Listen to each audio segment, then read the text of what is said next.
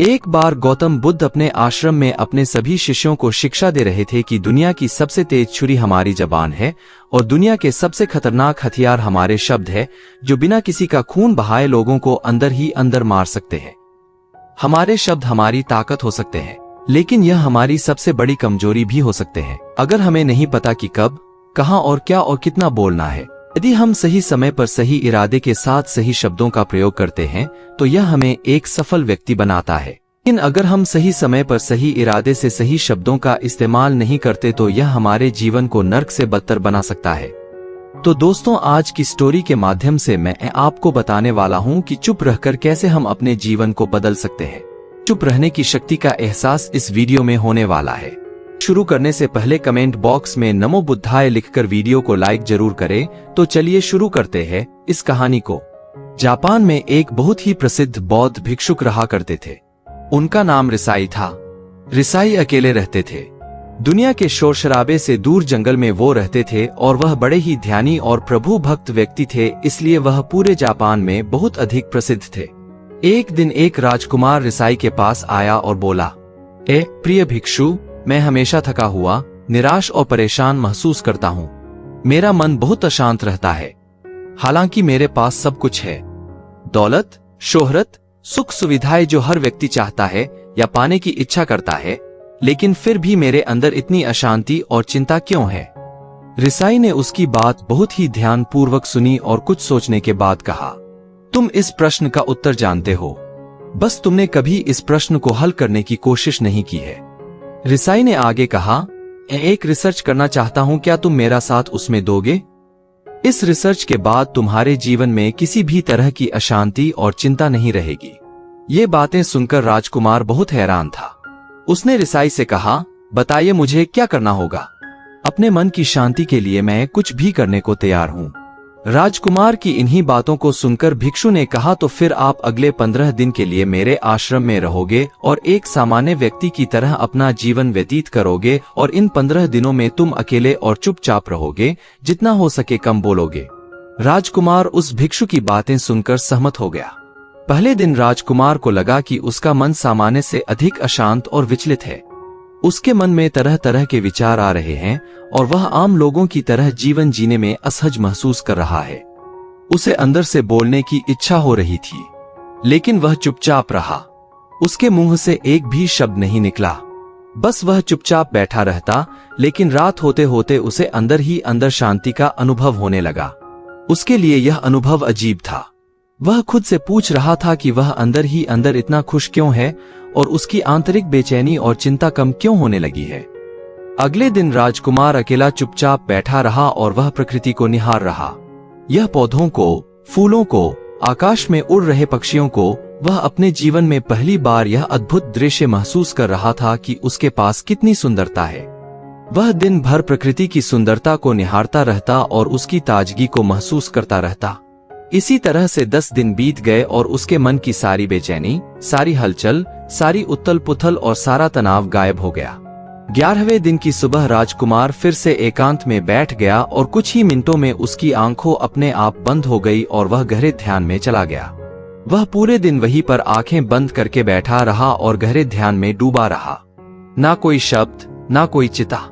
राजकुमार भीतर से असीम शांति और आनंद से भर गया। राजकुमार अपने बाकी के 4 दिन इसी तरह गहरे ध्यान में व्यतीत करने के बाद 15 दिन बाद रिसाई के सामने प्रस्तुत हुआ और रिसाई को प्रणाम करके बोला, प्रिय भिक्षु, मुझे उत्तर मिल गया कि मेरे मन में इतनी उथल पुथल और चिंता क्यों थी। मैं जान गया कि मेरा मन इतना अशांत और विचलित क्यों था।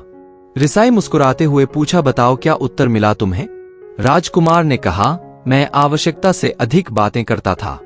मैं किसी पर भी अपने शब्द और ऊर्जा व्यर्थ करता था। मैं दिन भर अपने लोगों से फालतू की बातें करता रहता और फिर उन्हीं के बारे में अकेले में सोचता रहता और ज्यादातर समय नकारात्मक ही सोचता रहता। इस तरह मैं बस अपना समय बर्बाद कर रहा था।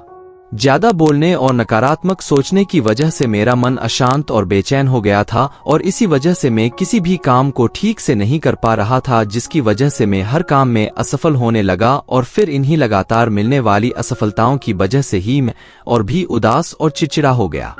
इन्हीं सभी चीजों की वजह से मेरा जीवन नष्ट हो रहा था, लेकिन यहाँ पर बिताए हुए 15 दिन मेरे लिए पूरी तरह से अलग थे।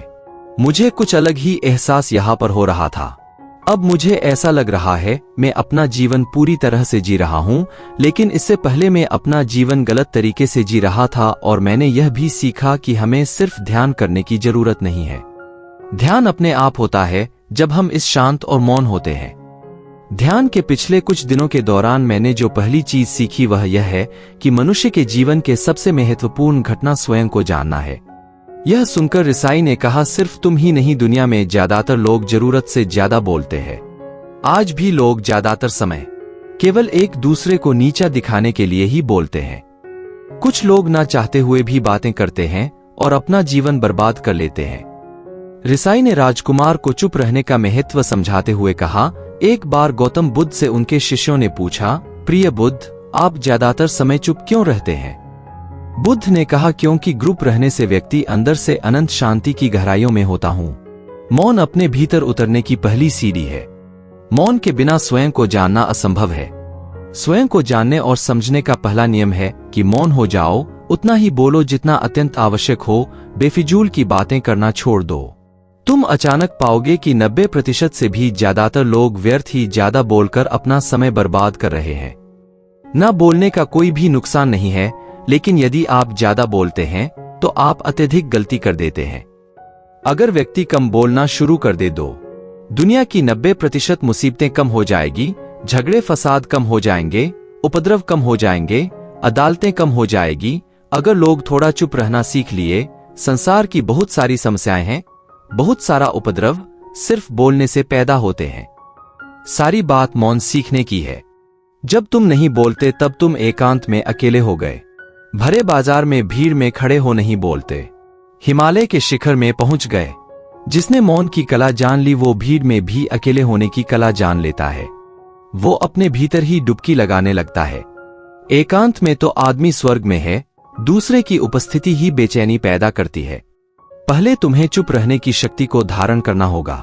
इससे तुम अधिकतर ऊर्जा को बचा लोगे और फिर इस स्थिति में पहुंच जाओगे कि तुम कम बोलने लगोगे। अगर तुम किसी के यहाँ पर जा रहे हो और परेशान हो जाओ तो ऐसे में उचित है कि आंखें बंद कर लो और अपने में खो जाओ। वहां से आपको ताजगी महसूस होगी, क्योंकि तुम्हारे अंदर ही जीवन का वो स्रोत छिपा हुआ है, वह किसी दूसरे में नहीं है। तो हमने ये कथाएं बहुत ही सुंदर तरीके से इन कथाओं का वर्णन उन्होंने किया है। उम्मीद है आपको ये कथाएं बहुत पसंद आई होंगी।